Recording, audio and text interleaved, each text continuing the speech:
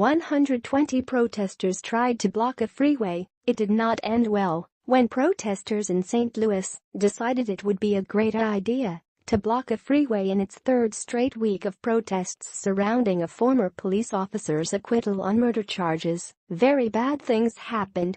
Police arrested more than 120 of the protesters blocking the highway, the Daily Caller reports.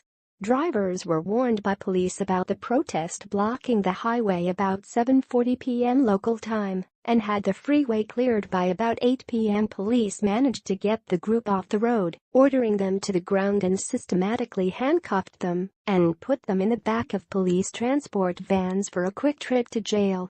One of the protesters was State Representative Bruce Franks Jr., who was shocked that he got arrested for blocking a public right-of-way.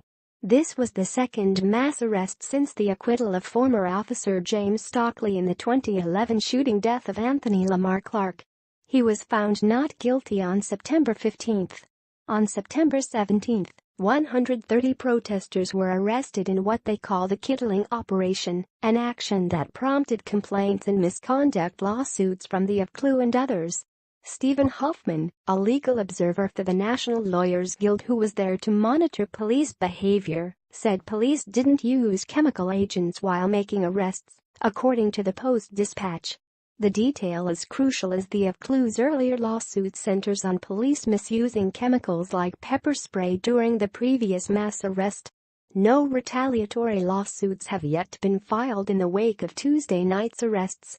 The St. Louis Post-Dispatch reports the scene. Protesters were nearing Market Street when they were met by a police line, and they moved onto the sidewalk.